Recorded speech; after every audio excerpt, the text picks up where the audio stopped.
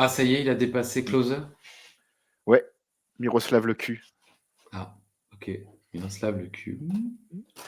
Putain, Et ouais, voilà. Cristiano. Il fallait bien une Bon, intro. tu crois? Parce Mais que oui, on la garde, celle-là, elle est Miroslav le parfaite, cul, quoi. bon, Mais ok, oui, oui, Miroslav le bon, cul, quoi. bon, ok. Très bien. Toc toc. Toc toc. Toc toc. J'ai jamais vu ça. Toc toc. Ah juste, c'est de la merde ton truc. J'étais les gars. Bienvenue les amis dans un nouvel épisode du coffre. Toc toc. On va serrer les fesses. Je crois pas. Salut à tous. L'univers d'Ajus.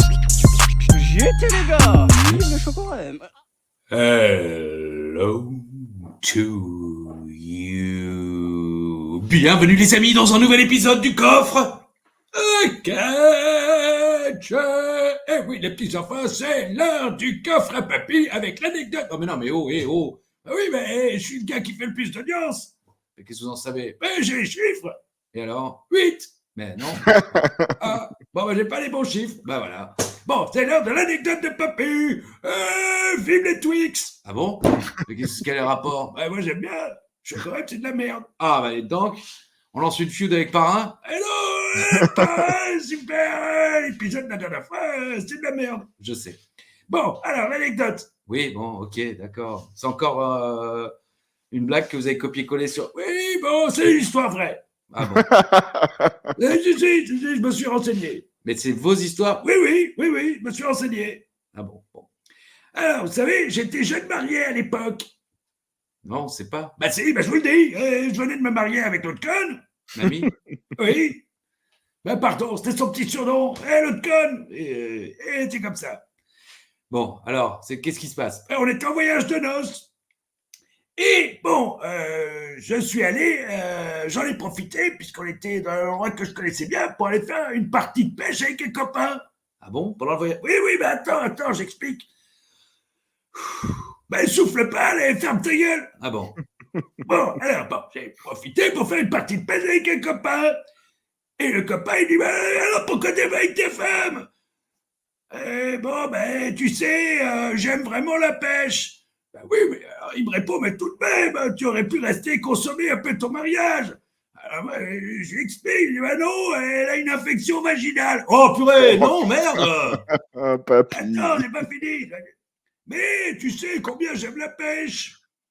Alors mon pote, il me dit, d'accord, mais à ce moment-là, tu pouvais quand même l'embrasser un peu.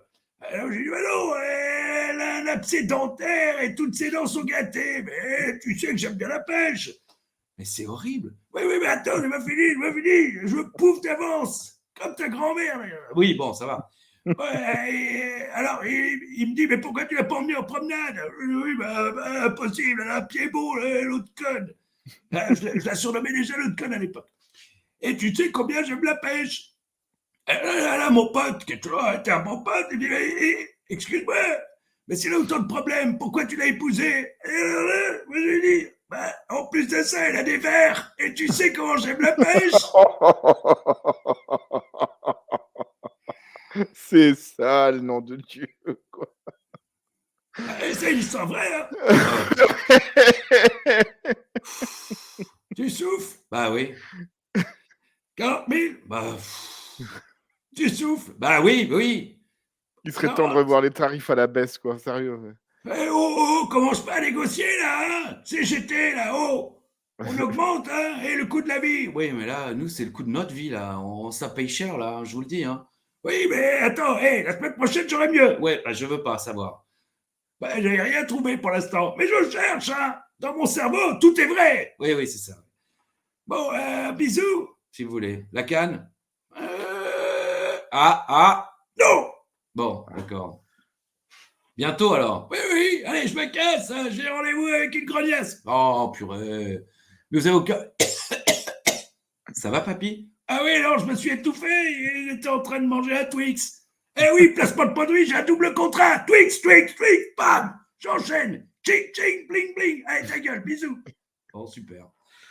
Voilà. C'est fini. Bah oui. Bon, les histoires sont Mais horribles. un jour, il va dire oui à la canne, on va popper, Et on sera déçus parce qu'on s'est battu pour qu'il ne la montre pas, sa canne, papy. Quand Et même. puis les années passent aussi. Hein. Je pense que c'est plus celle qu'on a vue quand on était plus jeune, hein, tu sais. Bon, vous l'avez reconnu, il est là. Hein, il ne change pas. Le temps n'a aucune emprise sur lui. Et là, pour le coup, c'est pas ni cool ni bi, ni on va arrêter de le citer d'ailleurs, hein, qui se débrouille hein, dans ces cités cosmopolites à travers le monde. Lui, il est là, il sera toujours là jusqu'au bout, il sera là jusqu'au bout, jusqu'au bout, jusqu'au bout. Alain Ichterz, représentant du garage du même nom, Peugeot Citroën, il vous fait une occasion, il vous change les pneus, il vous fait le carbu, il vous met un kit Milano, Malossi, kit Malossi. Alain, bonjour Alain, bisous à toutes et à tous, et à toi. Eh bien, salut Christophe, salut à tout l'univers d'Ajus.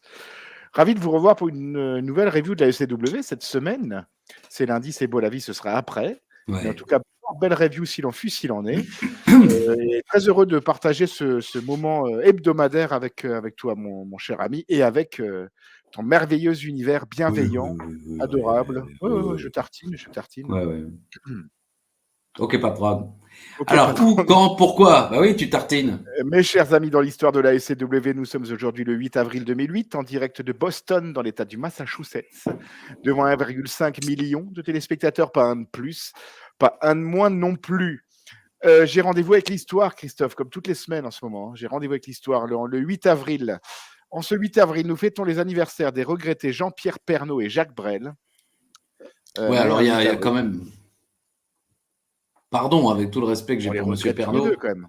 On les regrette tous les deux, mais enfin, il y en a quand même un qui a un petit peu plus marqué l'histoire que l'autre, même si M. Pernaut a été un grand présentateur de JT. Enfin, Jacques Brel.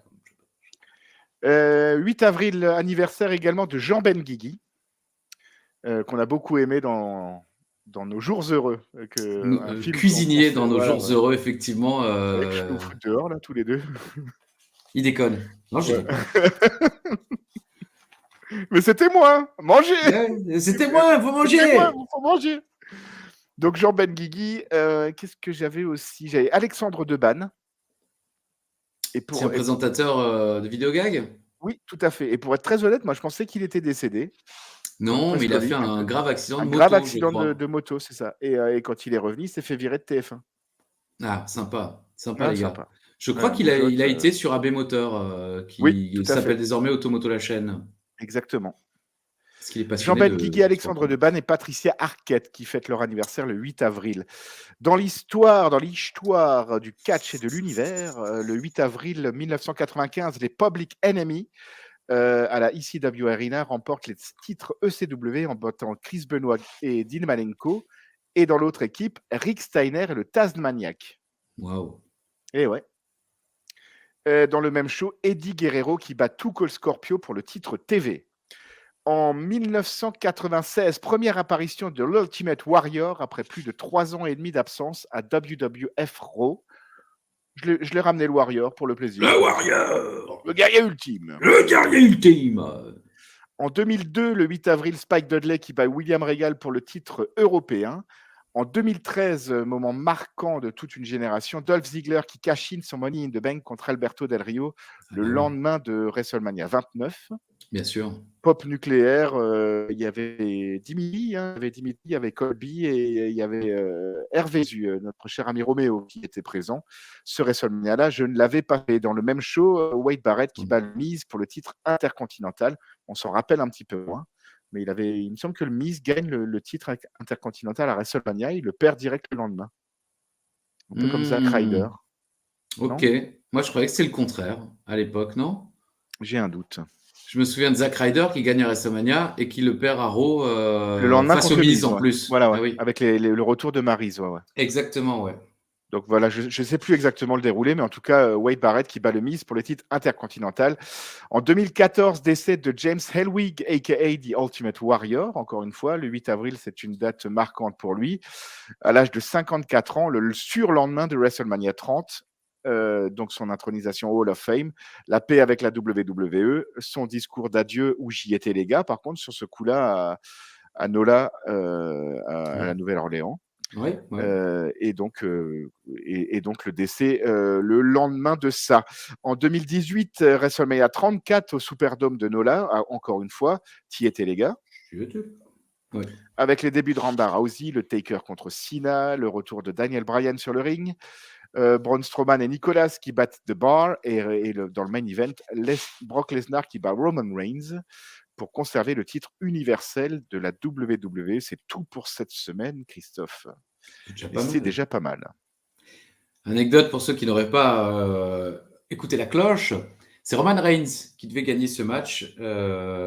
Toutes les gens de la WWE avaient eu cette info, c'était prévu, il devait gagner et le résultat a été changé pendant le match. Notre patron à la WWE de l'époque, Monsieur Carlucci, qui aujourd'hui n'est plus à la WWE, nous l'a dit après le show, il a dit je suis sur les fesses. C'était Roman Reigns qui devait gagner, c'était prévu et finalement c'est Brock qui a gagné. Et donc, c'est un homme qui avait déjà quand même, je pense, 30 voire 40 ans de métier à la WWE. Donc, je pense que les infos qu'il avait étaient les bonnes. Et donc, ça a dû se changer pendant le match, quoi. Donc, c'est quand même toujours amusant de se dire que même le main event de WrestleMania peut, comme ça, en un claquement de doigts, en plein show, en plein match, changer de résultat. Intéressant, ou pas, d'ailleurs. C'est toujours intéressant, ces petites anecdotes. Et les gens sont friands de ça. Comme me dit à Central Park. Ce dont ils sont friands, mon cher Ali, ce sont ces génériques, écrits par un autre d'ailleurs, mais interprétés par un grand. Et c'est toi. Info intox à Vladivostok. Il y a de la recherche. Oui. Parce qu'ils m'en ont envoyé une quinzaine. Là. Je peux aller jusqu'au bout avec. Malheureusement, il en faudra plus de 15. Oui. On est encore là pendant longtemps. Christophe. Alain. Une fois et coutume, je te laisse ouvrir le bal. Alors, on a une signature de contrat dans l'émission tout à l'heure, spoiler. Pour la signature de contrat entre Hogan et André. Parce que, il faut le savoir, c'est la première signature, je crois, télévisée importante de la WWE, en tout cas à laquelle je n'ai pas assisté en direct, mais j'ai revu les images plusieurs fois. Bobby Heenan était à côté d'André et Brutus Beefcake était à côté de Hogan. Au milieu, il y avait le président de l'époque, comment il s'appelait Jack Tunney. Jack Tunney, exactement. Et une table, des deux côtés, André et Bobby, Hogan et Beefcake. Ça, c'est l'info. C'est l'info ou l'intox. En tout cas, c'est ma proposition. Je dirais un tox. Je pense que c'était pas Brutus. Je pense que c'était pas Brutus. Je vais mettre 2 petits points intox. J'ai mis un tox. Alors, on en a parlé dans l'histoire du catch et de la ECW et de l'univers de ce 8 avril. On va parler du guerrier ultime pour ce spécial Info Intox. Je vais faire un petit spécial guerrier ultime. J'affirme, mon cher ami Christophe, que la durée moyenne des matchs de l'Ultimate Warrior était de 8 minutes et 32 secondes. Sur toute sa carrière ? Toute sa carrière. 8 minutes 32. Info. Qu'est-ce que tu veux que je te dise ? D'accord. C'est possible. Il en a eu des plus longs, il en a eu des plus courts, mais c'est vrai que même contre les jobbers, ça a duré 3-4 minutes. Et puis après, c'est vrai qu'il a eu des longs matchs contre Hogan, contre Savage, contre André. Alors, attention. Domino, que nous retrouverons dans notre émission ce soir, est aujourd'hui retraité des rings. Info ou intox ?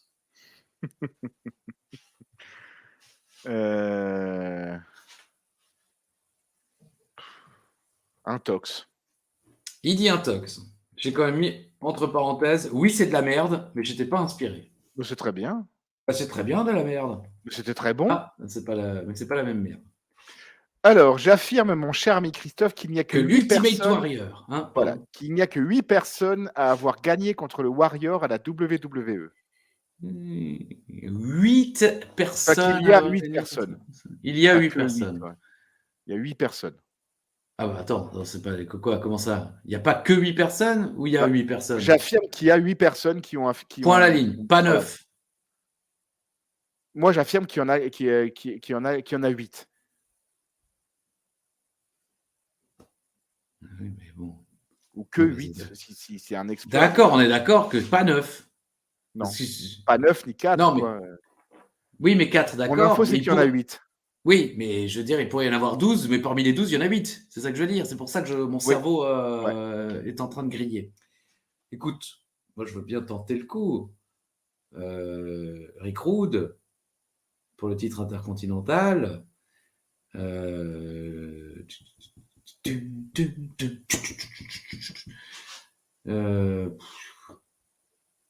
je dirais un tox. Je dirais moins, puisque Hogan, par exemple, n'a jamais battu le Warrior. Ah, la WWE. Ah, la WWE, bien sûr. Et comme dit, ouais, je vois Rick Rude, je vois bien sûr le sergent Slaughter pour le titre mondial. Et après, je vois pas beaucoup d'autres défaites. Oui, même quand il était avant le titre. Ouais, non, j'en vois moins. D'accord. Où sommes-nous? Ah oui. En 2019, il y avait 3232 habitants à Spicheren. Oui, j'ai noté, on continue dans la merde. C'est vrai. J'y étais, les gars. Moi, jamais. Mais Uva, oui. Et Alain Combien aussi, tu bien dis? sûr. 3232 habitants en 2019. Info. Parce que le dernier recensement à Spicheren a visiblement eu lieu en 2019. Alain mi info. Et ma dernière info intox pour cet Spécial. épisode 92 du coffre à catch, le Ouais. Français Étienne Mlé est le plus grand collectionneur au monde de sachets de Roi Cominu de soupe à la tomate et en possède 580 000. Vrai. De toute façon, le dernier, c'est toujours vrai. Avec toi. Alors, tu vas me dire, Alain, il en a 6392 et c'est des Rois Cominu de soupe au poireau. Super. Je m'en fous, j'ai dit vrai. Je suis déçu D'accord. parce que j'espérais que tu allais me dire que le Warrior a été le premier à battre l'Undertaker. Je sais pas si c'est le premier, mais en tout cas, il l'a battu dans un body bag match. En tout cas, D'accord. c'est le mais ça, je premier à avoir savais battu même pas. l'Undertaker dans un body bag match, oui. Je crois que c'était au Madison Square Garden, je suis pas sûr, mais bon. J'espérais, quoi, depuis le début. J'espérais cette question et je ne l'ai pas eu. Mais c'est pas grave, les amis, parce que maintenant, c'est l'heure. Alors, il y aura bien sûr de l'anecdote du van dans le résumé. Il y aura certainement, puisque vous avez été nombreux et nombreux à voter pour, une anecdote avec un étui d'accordéon. Mais pour l'instant, ça commence bien et ça termine plus mal qu'une colique d'uva après un déjeuner au resto bulgare conseillé par le Figaro. Cela dit, c'est lundi, alors c'est beau. C'est beau. La C'est vie. beau, la vie, le vent dans tes cheveux blonds, le soleil à l'horizon. Que c'est beau. Donc, Générique. Ouais, don't question my Don't heart. my heart, I'm for the catch and rear. Don't question my heart. Tu as mis Le mec quoi s'est fait chier pour le logo UCW sur cette. Ah oui, grave. Franchement. Hein. Effectivement. Mais peut-être c'est un pochoir. Hein. Ouais. Ouais. Merci. Bah, je vais te dire, ouais. Bah ouais, mais moi, tu connais les termes parce que t'as fait F12, quoi. J'ai jamais fait F12, putain. J'ai jamais fait ma première année de maternelle, donc tu connais mes qualités de dessinateur. F12, ça existe même plus. C'était les gens qui faisaient dessin, art appliqué au lycée. F12. On les aimait, les F12. Ils se promenaient avec leurs trucs comme ça, là, vous savez, les trucs plats où on met des grandes feuilles dedans, où on dessine magnifiquement. Et quand tu savais plus comment les nommer, tu faisais le signe de portée. Comment ils s'appellent les F12, Les F12, ouais, voilà. Ouais. C'est vrai Ouais. Moi Une ou fois, tu te quelqu'un rappelais d'autre plus comment on disait F12 et tu avais fait le signe de porter. Ah, de porter le truc sur le... Ouais. Voilà, c'est ça, ouais. Ah, j'ai toujours eu beaucoup de talent, hein, quand même. Ouais, ça, on le dira jamais assez, quoi. Segment numéro 1. Oh super, une signature de contrat ce soir pour Backlash entre Chavo et Kane. Tiens, voilà nos champions par équipe. Ah, ça faisait longtemps. Et c'est pour un match en solo. Ah, bon. Le Miz et l'élu. Jomo rejoint les commentateurs. Wow, c'est Punk en face. Belle ovation. Styles nous rappelle les règles de la mallette toutes les semaines. Hein, ça nous rappelle qu'effectivement, c'était un peu le début de la mallette Money in the Bank. Une troisième. Hein. Et oui, et donc ils étaient encore obligés d'expliquer aux gens que ils avaient le droit d'utiliser. En quatrième, il y avait Van Damme aussi. Ouais. Ah oui, bien vu, effectivement. 2 fois Edge, 1 fois Van Damme et CM Punk. Il fait bouche d'ailleurs sur cette image. Enfin ouais, pardon, ouais, c'est ça. C'est Edge qui l'a caché, mais c'était Kennedy qui l'avait gagné. Tout à fait, c'est Kennedy qui avait gagné, mais Edge qui lui avait volé la mallette. Je ne pensais, alors, j'ai écrit, je ne pensais que Punk, mais il manque un pas. Je ne pensais pas que Punk avait végété aussi longtemps avec la mallette à l'ECW. Franchement, j'avais oublié ça.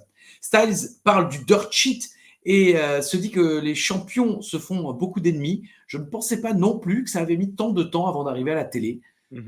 Franchement, ils en parlent beaucoup, mais on voit rien. En début de match, Jomo fait preuve d'une belle répartie au micro et ça vanne Joey Styles. Punk est entré dans une nouvelle dimension avec cette mallette, ai-je noté. Miz contre enfin Punk, elle envoie par-dessus la troisième corde. Le Miz s'acharne sur Punk à l'extérieur. Punk revient difficilement avec des coups de pied. Magnifique springboard clothesline. Momo se lève. Voilà. Ah oui, magnifique. Ça, c'est Alain Richter. Et Miz reprend la main. Un coup de la corde à linge et un compte de 2. Et là, l'arbitre vire Momo des abords du ring parce que merde, il y en a marre, tu te casses. Et il se casse. Bon. Publicité. Le Miz domine encore. Après la pub, bien sûr. Le match m'ennuie un peu, mais pas le public qui est à fond dedans. Les gens aiment vraiment Punk. Encore un botch de Punk sur un brise-dos du Miz. Vous savez, ce brise-dos où il prend l'adversaire en inverted DDT et il met le genou. Et Punk, je pense, oublie que le Miz va mettre le genou et il chute comme si c'était un DDT inversé. Ce qui fait que le Miz panique un peu et met pas vraiment le genou.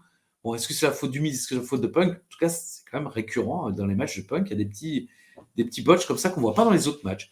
Le public est chaud pour le retour de Punk qui sort tous ses enchaînements pieds-points, super power slam. Je ne sais pas si ce sont les villes ou l'ambiance WrestleMania qui n'est pas retombée, mais ça fait plaisir d'avoir 2 beaux publics 2 semaines de suite. Ça fait plaisir aussi de voir le Miz qui tient bon sans Momo, qui n'est plus là depuis longtemps. Le Miz quand même tient le coup face à CM Punk. Coup de pied encore et le Miz va dans le coin. Genou, bulldog, GTS. Hop la guys. On est sur 11 minutes, sans compter la pub bien sûr, de match. Le milieu était mou, je trouvais, mais franchement, les gens sont chauds. Et à la fin, c'est tout ce qui compte. Bravo messieurs et bravo le Miz qui montre qu'il peut faire le boulot aussi. Bon, j'ai noté que c'était le meilleur match du Miz depuis qu'on regarde la ECW. Ah oui. Je l'ai trouvé. Ils ont fait vraiment des très bons matchs en équipe. Les matchs où ils étaient séparés, notamment contre Dreamer et Delaney, je trouvais qu'on voyait une grosse différence vraiment flagrante de niveau entre Miz et John Morrison. J'ai trouvé que c'était vraiment de loin le meilleur match du Miz à la ECW. Et j'ai trouvé que le match était assez long. Je ne sais pas, tu as noté le minutage 11 minutes et quelques, mais il y a la pub au milieu, donc voilà. ça a duré plus longtemps que ça. Quoi. Ça a duré plus longtemps, mais je trouve que le match est bon. C'est un bon petit opener des familles, comme on les aime bien à la ECW. Franchement, je ne sais pas s'ils vont quelque part. Si peut-être Punk est un partenaire pour les ceintures par équipe, pourquoi pas pour faire un peu oublier les ceintures. J'ai pas l'impression que non. souvenir. Mais c'est un peu, je l'ai pas noté, mais c'est un peu là maintenant en évoquant tout ça, je me dis oui, le match est sympa, mais en fait il ne sert absolument à rien. À rien du tout. Ouais. Punk, il a sa mallette, il feud avec personne. Le Miz et Morrison, ils sont champions, ils feudent avec personne. Peut-être à SmackDown, mais on nous le dit pas parce que peut-être qu'il se passe quelque chose, mais personne ne dit rien. Donc on a juste le Miz qui perd comme un gland en tenant bon. Et en montrant qu'il s'améliore, mais face à CM Punk. Voilà. Bon, c'est vrai que s'ils vont nulle part avec CM Punk et les titres par équipe, ce match ne sert à rien. Mais c'était un bon petit match et puis c'est un petit peu de nouveauté. C'était pas Mike Knox contre Stevie Richards, donc moi ça me va. Quoi. Exactement, ça je suis d'accord. Ça met deux mecs. Je crois que je sais pas si le Miz a fait déjà face à Punk en solo. Ils se sont déjà retrouvés face à face. On s'en souvient, je crois, dans un combat à date du 8 avril, c'est ça? Oui. Info ou Tox? À date du 8 avril, je dirais que non. Je pense qu'ils n'ont jamais fait de match ensemble. L'alchimie est bonne. Puis Punk a toujours beaucoup respecté le Miz. Hein, il le dit dans plusieurs interviews dans le futur. Non, c'est une bonne alchimie. Et vraiment, j'insiste, c'est le meilleur match du Miz à la ECW. Et c'est vrai. À date.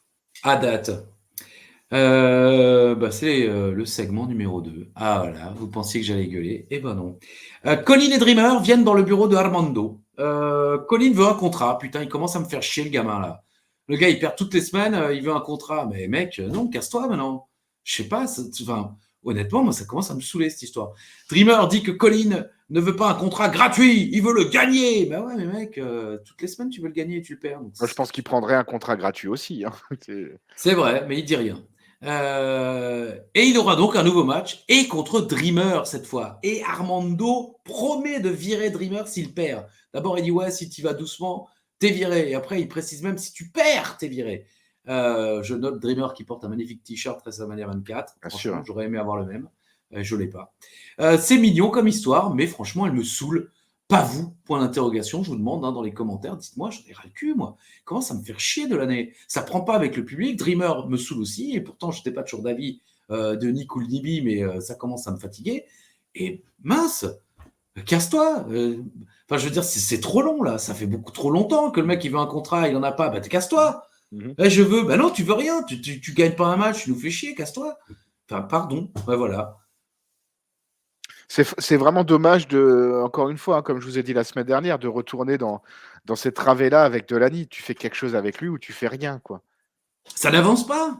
C'est quoi la prochaine étape? Une feud avec Dreamer? Bah, moi, je pensais, spoiler, je pensais que c'était ce soir. Est-ce que ça va arriver? Est-ce que ça va pas arriver? Et il va falloir rester avec nous pour le savoir. Je sens que vous êtes un petit peu comme ça. Vous n'attendez pas du tout à l'anecdote où ça se termine un truc. Oui, mais je voulais pas donner le nom, tu vois, je voulais un petit peu teaser.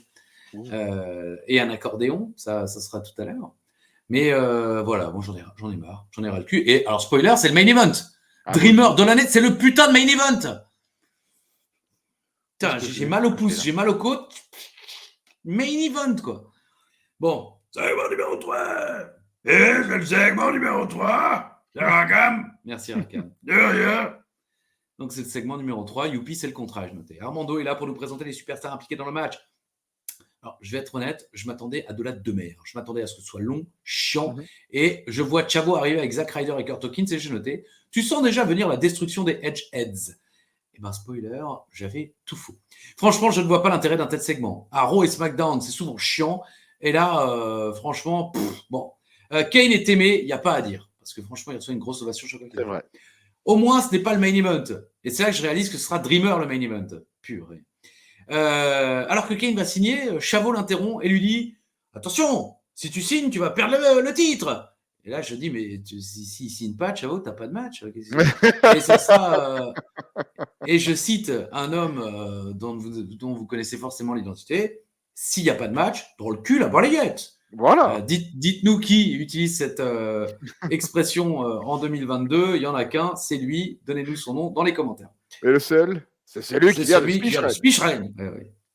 Oh, Chavo annonce qu'un mec est dans son coin à Backlash. Et alors là, c'est Bam Lily. C'est ça? Parce que Taz fait c'est qui? Il n'a pas de nom. Jamais de nom, hein, dans tout le segment.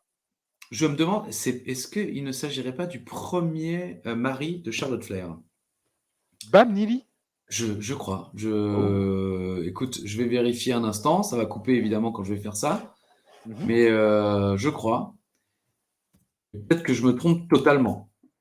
Moi, c'est une période là qui m'intéresse maintenant parce que le début de la ECW, le Originals, le règne de Punk et tout ça, je l'avais quand même un peu suivi.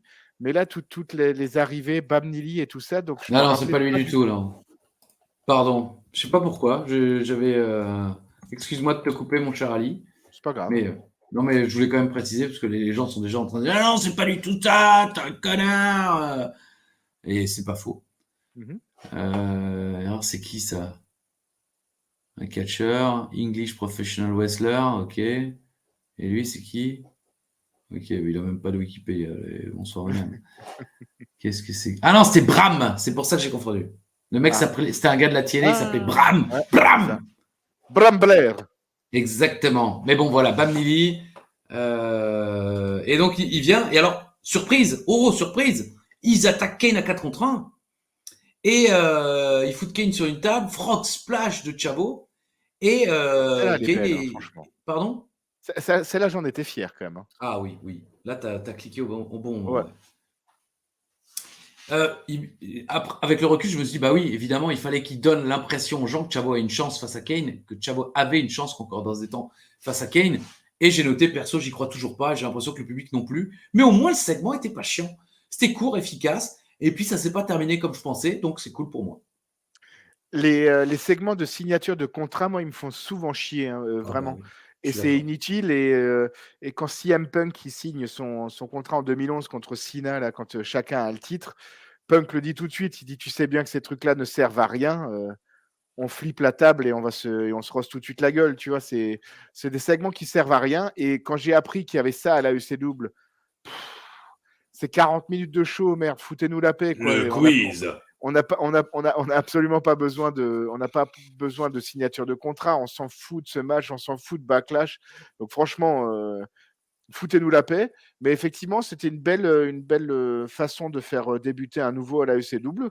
Ils auraient dû faire ce segment la semaine dernière, sur le lendemain de WrestleMania. C'est un peu dommage. Ils auraient dû faire débuter Bam Neely à ce moment-là. Effectivement, pourquoi pas Par dans le match contre, par moi, équipe? ce qui m'a fait sourire, c'est Chavo Guerrero qui dit je te préviens tout de suite, je serai pas seul, moi, à Backlash, quoi. Alors qu'il a quand même les 2 derrière, quand même. Oui. Et il en a déjà 2, quoi. Non, j'en aurai un 3e. Ah, d'accord. Mais bon, franchement, sympa. Kane vraiment mis en difficulté. Bon, on ne sait pas trop comment ça va se passer vu qu'aucun Extreme Rules a été annoncé pour le titre de la SEW pour Backlash.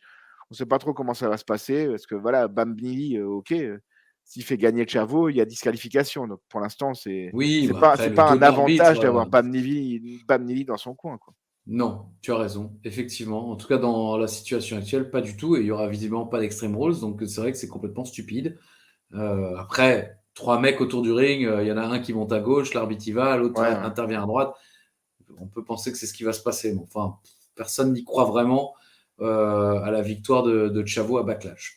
Segment numéro 4. Aujourd'hui, on reste dans le calme et la bonne humeur. On reste dans les trucs dont tout le monde se fout, puisque, spoiler, c'est les Jabbers contre Nunzio.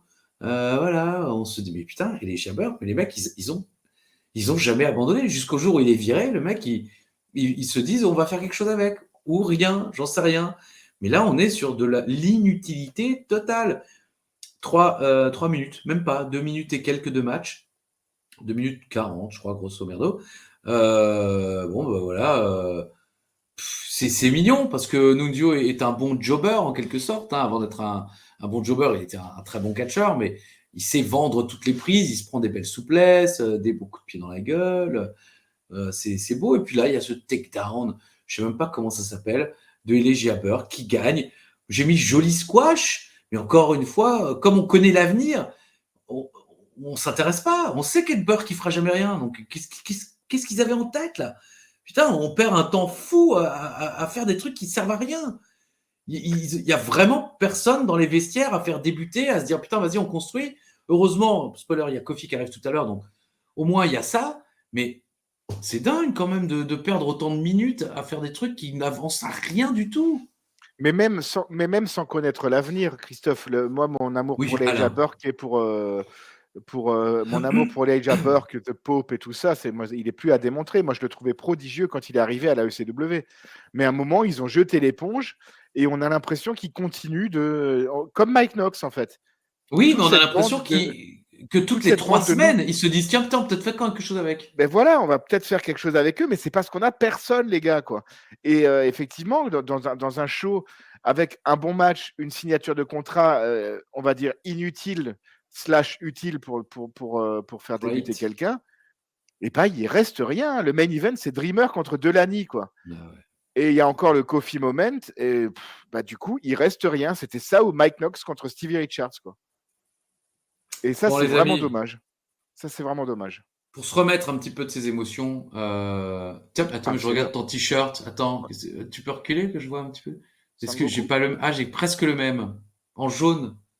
Sauf que c'est Sangoku qui tient, je crois, son bâton magique. D'accord. On s'en fout, tout le monde s'en fout. J'interromps l'émission pour ça. C'est très bien. Jingle. Tac, tac, c'est l'anecdote du bar. J'y étais, les gars. Vive le chocolat. Comme ça, tout à l'heure, avant le main event, tu nous feras part de l'anecdote. Et de la gamme. Et Francis, parce que je crois qu'il était associé. Non, il n'était pas là, Francis. Ah, il n'était pas là. Il y avait Mickey. Il y avait Mickey. Voilà, putain, vous voyez le niveau. Il y a Rakam, il y a Mickey, il y a Jésus, il y a Francis. Et il faut putain, il y a Parrain aussi. Il faut imaginer quand même, moi, tous les 26 décembre, j'étais invité chez la famille Sterz, les anecdotes fusées. Toujours, Christophe, quoi. Oui, je sais pas pourquoi j'ai dit au passé. Oui, parce que maintenant, j'ai plus l'exclusivité de l'invitation. Bref, on en reparle tout à l'heure. D'abord, c'est l'anecdote de l'autre con. On a déjà eu le jingle. Comme la semaine dernière, c'est une anecdote qui a été divulguée à table. dans un restaurant de fromage. Ah, j'ai mal. Il est tard le soir, il est 21h12, mais pour moi, il est tard. Et c'est vrai que là, la douleur reprend. Bon, donc tu vas, bon, on mange et tout. Et je dis, tiens, il me dit, au fait, t'as fini par trouver ton ordi, parce qu'à un moment, je cherchais un ordi pour quelqu'un. Et oui, bah, la personne a fait appel à Back Market. Franchement, on a été très déçus. L'ordi est arrivé et il fonctionnait pas. Il a fallu le renvoyer. Il me dit, moi, j'ai eu affaire 2 fois à Back Market. La première fois, pareil. L'ordi arrive. Je fais juste une parenthèse. Uva est délicieux quand il s'énerve comme ça et qu'il prend son ton solennel avec sa petite voix comme ça et alors, ses il petits fait comme doigts ça, boudinés, avec ses mains, comme il ça. est merveilleux. Bah oui. Alors, la première fois, le PC arrive, c'était un portable, j'essaye par tous les moyens, impossible de le débloquer. Et il faut savoir qu'il va travailler dans l'informatique. Donc, si le mec leur dit ouais, il y avait des codes et tout, j'ai pas réussi, j'étais obligé de le renvoyer, de la merde. Bon, alors j'ai quand même regardé, et là, j'ai trouvé un ordi portable encore, pas cher, tout ce que j'avais besoin, je le commande, je le reçois. Et à quoi alors? Et de la merde aussi? Non, attends. Je l'allume. Et là, je rentre un petit peu, je fais mes petits trucs, et je découvre que l'ordi a une garantie qui court encore sur 6 ans. Et alors, tu te rends pas compte? Il y avait tout, antivirus, et garantie de 6 ans. Oui, mais alors, mais l'ordi était volé. Ah, et tu l'as envoyé? Ah non, je l'ai gardé.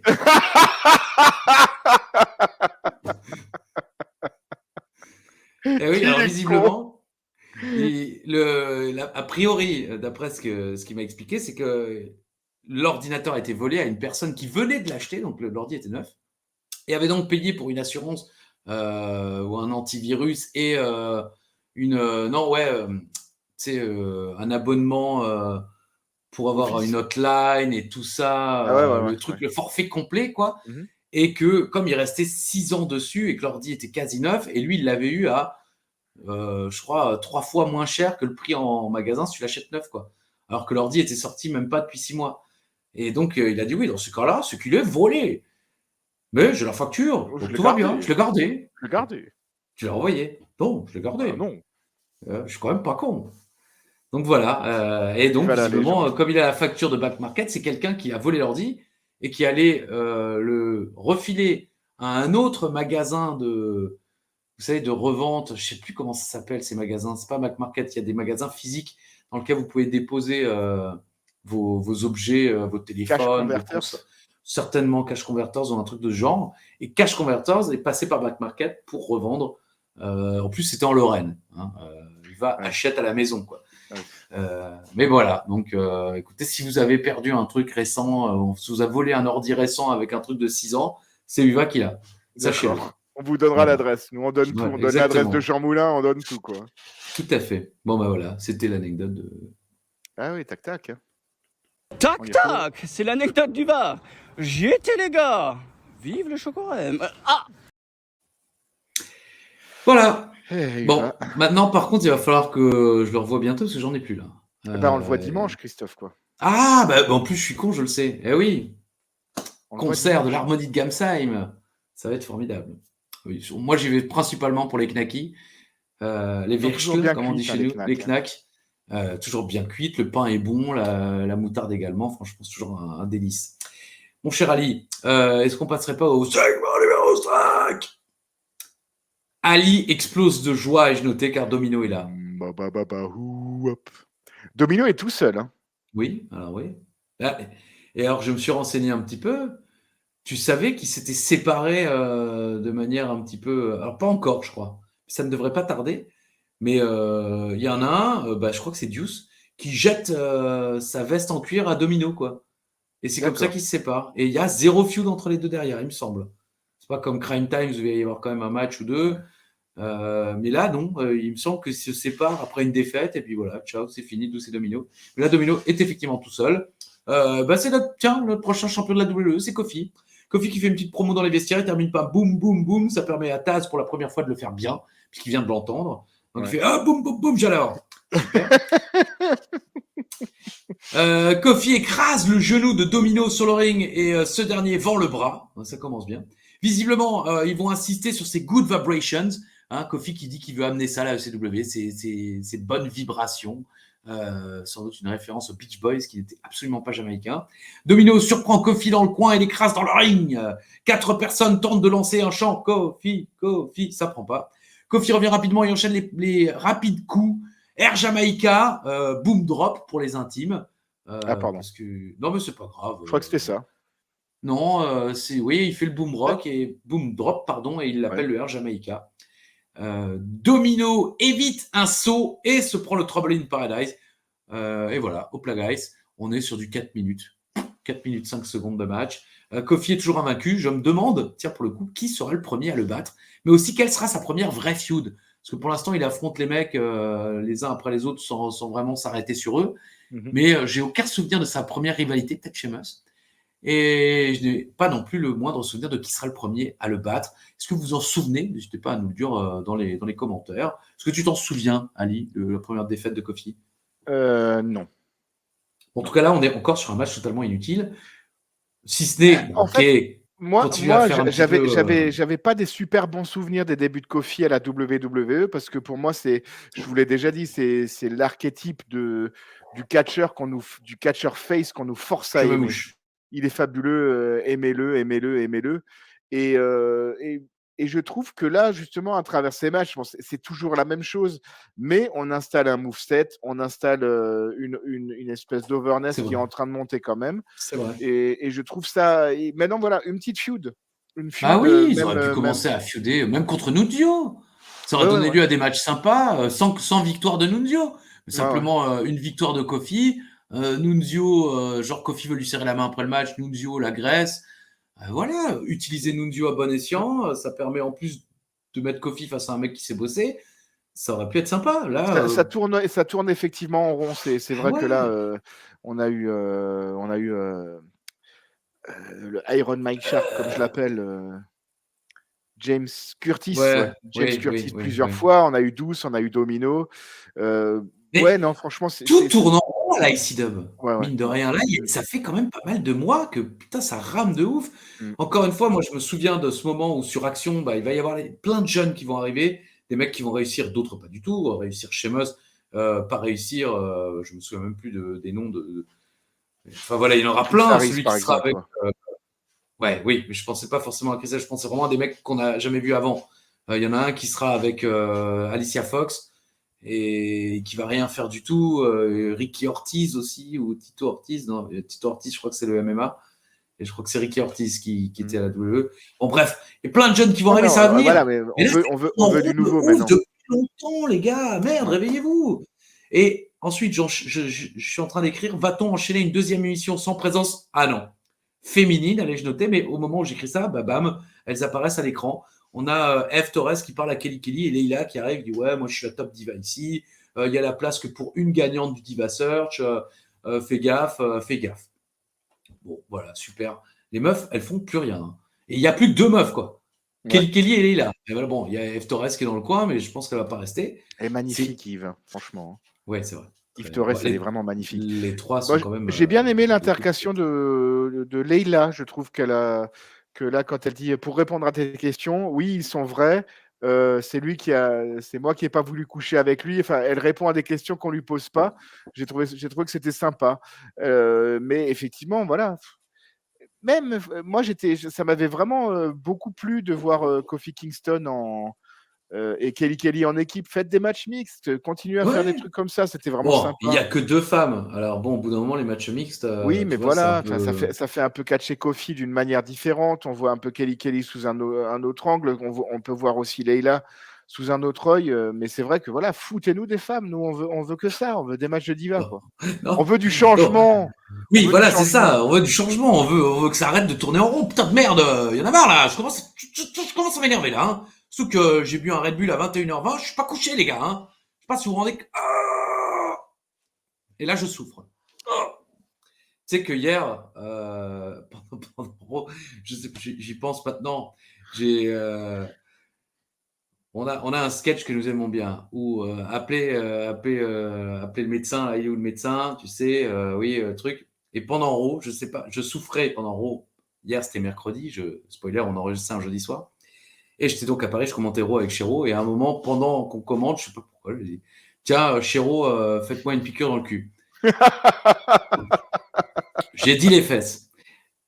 Et on a simulé, entre guillemets, c'est pas passé à l'antenne, mais je me suis réellement levé et Chéro a réellement simulé qu'il me piquait les fesses avec une truc pour me faire genre antidouleur et tout. Et voilà, en pleine émission. Et je me dis, mais on est vraiment des. Tire-moi dans le cul. Ouais, voilà, c'est ça. Et donc là, en l'occurrence, c'était, oui, faites-moi une piqûre dans les fesses. Et on a donc fait ça de manière audio, mais en réalité, si le mec qui allume la caméra quand on passe à l'antenne l'avait allumé à ce moment-là, vous m'auriez vu, j'ai pas baissé mon froc, mais vous m'auriez vu les fesses vers Chéron en train de faire semblant de me piquer. Enfin voilà. Complètement con, les gars. On peut pas faire pire. Segment numéro 6. Ah oui, Merci. Il fait nuit à Boston.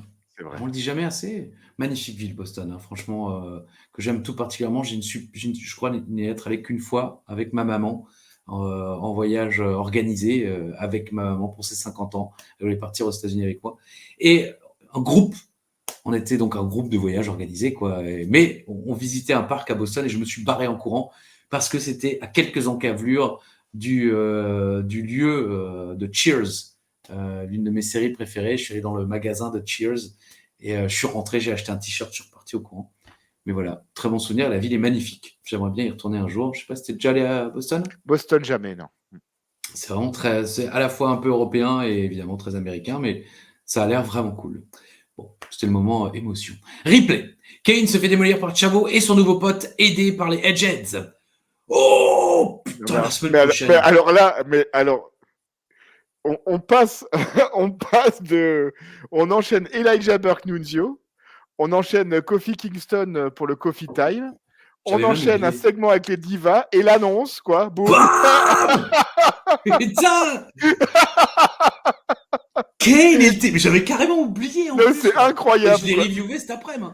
Mais l'annonce, elle sort de nulle part. Mais grave, ils auraient pu mettre Kane dans les vestiaires, faire une promo. Bah oui. De 2 secondes, enfin de 30 secondes. Ouais. Ah non, il y a Bam Neely, il me faut mon frangin, quoi. Ouais, putain, le champion de la ICW et le champion du monde poids lourd, Kane et l'Undertaker, les Brothers of Destruction, s'unissent la semaine prochaine à la ECW. Aucune idée de ce qui va se passer, aucune idée de ce qui se passe. Mais moi aussi, ça va être incroyable. Soyez-y. Incroyable. Oui, clairement. Quoi. Ah bah oui, Madame Baïsieux, l'occasion de faire la promo d'un bouquin où j'ai pu participer. Marc Blondin, qui sort son autobiographie, en compagnie de Bertrand Hébert. C'est Bertrand ? Non, j'ai un doute. Oui, c'est Bertrand Hébert, oui. Qui a participé déjà aussi à la biographie sur André le Géant avec Pat Laprade. Mais voilà, j'ai pas encore lu le bouquin. Mais Marc Blondin, c'est quand même. Je cite toujours Guy Auré et Édouard Carpentier, mais Marc Blondin était le troisième homme de ce duo. Il faisait des interviews dans les vestiaires. Il a interviewé Macho Man Randy Savage, il a interviewé Hulk Hogan, il a interviewé Léon Quiton, il a interviewé tout le monde. André, bien sûr. Bam, bam. C'est une légende, évidemment. Bam, bam. Bon. Donc la semaine prochaine, Taker et Kane. Et entre-temps, le livre de Marc Blondin. Segment numéro 7. C'est le main event. Et putain, voilà, Colin entre sans musique. Et il y a de la réaction. Est-ce qu'elle te semblait pas fausse ? Tu sais pourquoi ?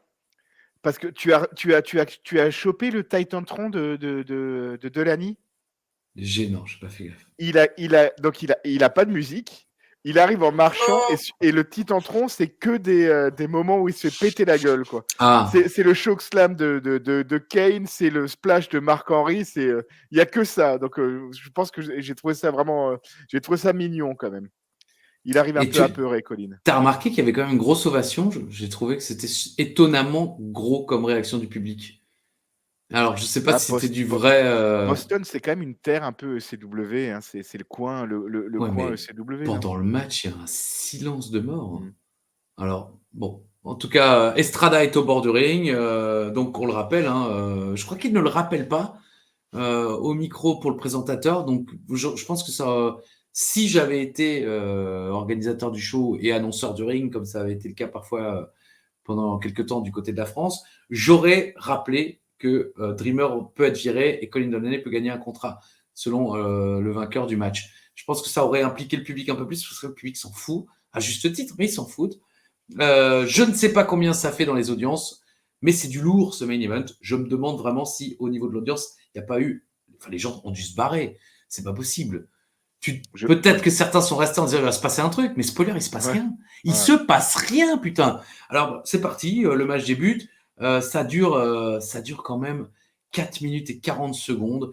Bon, Dreamer domine malgré quelques esquives, et quelques coups de Colin. Dreamer se retrouve dehors et Colin sort un joli pescado et je notais. Tazdica count out pourrait suffire pour Delaney qui remet Dreamer dans le ring malgré tout. Il tente des tombées, il suffit de contrer. Oui, Alain? C'est exactement ce que je m'étais noté. Que voilà, c'est plus facile de battre Dreamer par count-out, quoi. Bah ouais. Tu le fais courir, le rouquin, et tu le balances dans le poteau ou ça dans le poteau, et tu remontes vite dans le ring. Ça aurait été un beau moyen, mais bon, effectivement, tu fais virer ton pote, quoi. Delaney tente un missile drop-kick de la 3e corde, évidemment, mais Dreamer esquive. 4 minutes de match, les gens en ont marre. On est à 2 doigts de gueuler boring, boring, boring. Il lui fait quand même le cochon pendu juste avant cela. Sale cochon pendu. Hein. Il y a des replays, on voit la tête de Delaney qui part loin derrière, et dans le mauvais sens, c'est pas bon. Hein. Et finalement, effectivement, DDT de Dreamer. Comme dit, on est dans du 5 minutes, 4 minutes 30 environ de match. Dreamer n'est évidemment pas content parce que il aurait aimé que son pote ait un contrat. Et là, je me dis, Delaney va trahir. Parce qu'on voit Estrada qui applaudit et tout. On se dit, en réalité, Delaney, en fait, il est de mèche avec Estrada ou il va tabasser Dreamer. Et c'est fini. L'émission s'arrête. J'ai mis un peu de la merde quand même. Je m'attendais à un turn de Colin. Ma dernière illustration, elle est incroyable. C'est ça. Ah ouais. Oh putain. Ah ouais. Putain. On finit la ECW là-dessus. Sur Dreamer et Delaney, et on nous annonce la réunion des Brothers of Destruction. Il n'y a plus personne. Ça sert à rien de mettre ce truc-là. Il n'y a plus personne à ce moment-là. Tout le monde a zappé. C'est pas possible.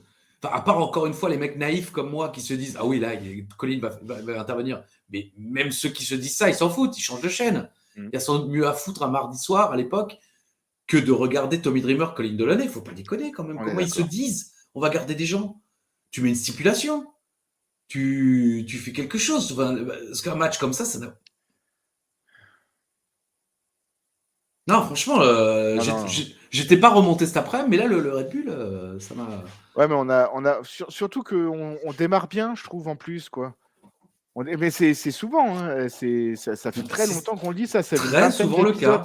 Ça fait une vingtaine d'épisodes où on le dit, l'opener est cool, il y a un petit segment ensuite, même... Comme dit, le truc qui était censé être le plus chiant du show, c'est le contrat, la signature de contrat, et c'est pas mauvais. Ouais. Donc, ouais, c'est dommage. Ça tombe comme un soufflet, je le dis toutes les semaines. Hein. C'est dommage. C'est vrai. Bon, écoutez, n'hésitez pas à nous dire ce que vous en avez pensé. Hein. Souvent, vous nous dites que plus le show est nul, mieux c'est pour nous. Écoutez, j'espère que ça a été bien cette semaine, parce que franchement, le show était... Moi, il m'a saoulé. Mais c'est surtout la fin qui m'a saoulé, c'est vrai. Alain a raison de le rappeler. Le première partie, c'est toujours sympa. Mais ça n'avance pas. On veut du changement. Ça descend.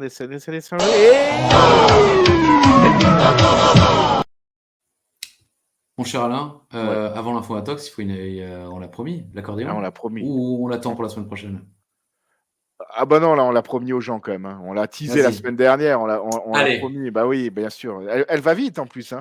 C'est Rakam qui me raconte, qui est un ami, comme dit, de mon père, et puis qui connaît mon père depuis très longtemps. Et ils avaient fait beaucoup de sorties ensemble.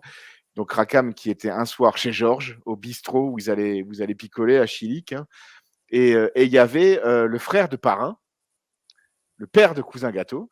Oh putain. Qu'on a déjà souvent cité dans le. Parce que là. Notre vie, c'est les Simpsons. Hein. Je veux dire, il y a Topman, il y a Cousin Gâteau, il y a Couscous la Paluche. Je veux dire, tout le monde a un nom à coucher dehors, c'est incroyable. Ouais, c'est vrai, je me rends compte ça. Bah oui, tout est lié dans le coffret, quoi. Et puis, le père de Cousin Gâteau joue de l'accordéon. Et puis, donc, Rakam me raconte Donc on a trop picolé et à un moment, j'avais envie de chier. Ah bah, ok, d'accord, ok. Et donc, Rakam a déféqué dans l'étui d'accordéon du père de Kusaka. Il est tard, je suis désolé. L'anecdote est finie, hein, il lui a juste chié C'est dedans. fini. Bah, il a chié. Bon, c'est déjà pas mal. Hein. Je veux dire, C'est déjà pas mal. bah, écoute, on a fait quand même moult bêtises dans nos vies, mais enfin, on n'a jamais chié dans l'étui d'un instrument de qui que ce soit. Quoi. Moi, je me suis contenté de faire que dans les toilettes, quoi. Et pour avoir l'idée déjà de te dire dans un bar, tiens, j'ai envie de chier, je vais faire dans le truc. T'es un pote en plus. C'est même pas un ennemi, tu vois. Vas-y, les gars, je le fais. Ouais, vas-y, ouais. Hop, je le fais. Pour 2 bières, je le fais. Pour une. Je le fais quand même. Voilà. C'était l'anecdote. L'anecdote de Rakam. Yes, Rakam. Gymnase. Oh, jolie poupée, tu m'as fait chanter. Voilà. Ah, c'est bon, dur. Mon Dieu. les résultats d'Info Atox. Pour une Allez, fois, vas-y, commence. Donne-moi les 3. Info Atox. Allez, c'est toi qui me donnes mes réponses. Là, ça marche. Vas-y. Alors, la durée moyenne des matchs de l'Ultimate Warrior était de 8 minutes 32. Tu as dit info. J'ai dit info. Tu as dit info. C'est une intox, c'était 5 minutes 15. C'est quand même très court hein, en moyenne de match. Hein. Ouais, mais bon, bah, en comparaison, les matchs de Hogan en moyenne, on est proche des 20 minutes quand même.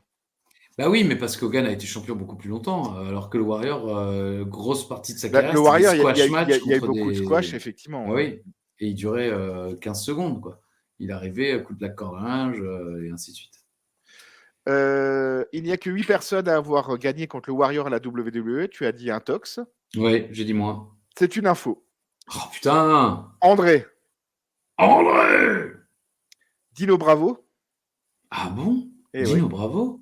Et j'ai plus les circonstances des matchs, hein, par contre, hein, mais c'est des news officielles. Dino Bravo? Randy Savage. Ok, j'aurais pas dit. Mais ouais. Les Nasty Boys, par des comptes extérieurs.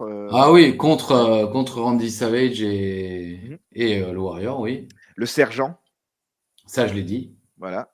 Rick Rude, tu l'as dit aussi. Je l'ai dit aussi. Le Honky Tonk, qui a battu une fois le guerrier ultime. Visiblement, c'était dans un house show, sans doute. Hein. Mais par DQ, count out. Oui, sans doute, oui. Je peux pas me faire croire qu'il lui arrivait les épaules. Ouais, bon, ok, j'ai pas forcément. Et alors, la dernière, c'est une équipe. C'est Outlaw Ron Bass et le One Man Gang. Et ouais. Bon, après, alors je ne sais pas. Alors, c'est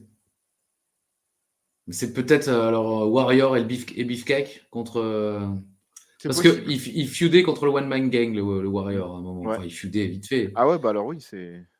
Et donc, comme Beefcake avait coupé les cheveux de Ron Bass, on s'en fout. Bon, bah écoute, ce gros truc, allez, le dernier, là, l'autre con, là, qu'est-ce qu'il a fait? Étienne Mlay, le plus grand collectionneur de sachets de raccoon mini soupe à la tomate avec 580 000.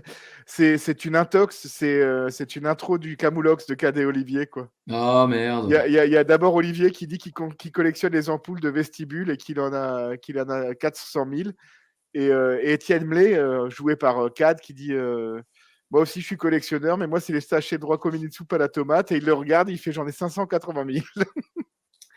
Non mais quand même 580 000 sachets à juste quand même. Ben, je sais pas moi, parce que tu sais, il est tard encore une fois. Bon. Étienne Blé. Bon, j'ai tout faux, hein, donc j'ai perdu une non, fois plus. t'as juste. Ah non, t'as tout faux. Bah oui, j'ai tout faux. Bien sûr, j'ai tout faux. Non, ouais, non, si, ouais, c'est ça. Non, j'ai tout faux, t'inquiète pas. Pour la signature de contrat entre Hogan et André, Bob Heenan était bien à côté d'André, mais c'était Minji Nokerland à côté de Hulk Hogan. Parce qu'il faut savoir que Hogan et Minji Nokerland faisaient souvent équipe.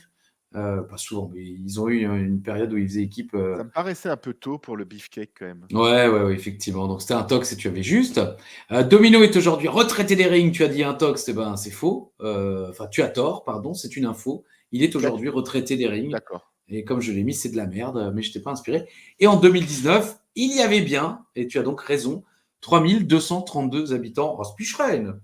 Donc tu as gagné une fois de plus puisque tu as 2 bonnes réponses contre une mauvaise réponse et chez moi, c'était totalement faux. Donc voilà, super, vive la France. T'as des coucous, des au revoir, des quelque chose, là, parce que maintenant, il est tard, moi, je vais pioter. J'ai J'en ai. fait un petit coucou féminin aujourd'hui. C'est bien. Je salue Victoria et Mila, qui sont 2 fidèles du coffre à catch depuis le début. On salue Sympa. notre communauté féminine, s'il y en a d'autres, Ouais, je pense qu'il y en a sympa. d'autres. Faites-vous connaître, quoi. Enfin, levez la main. Ouais, elle vous Levez la connaître, main. elle vous Un connaître. petit commentaire et bien Ah entendu ouais. un big up à tout l'univers d'Ajuste, les personnes qui like, qui commentent, qui partagent, qui nous regardent.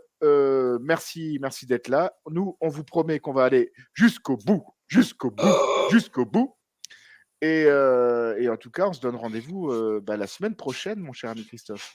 Même heure, même chaîne, bien sûr, avec la ECW. Les amis, prenez soin de vous. Et comme le disait le grand Édouard, à la semaine prochaine, si... Bisous.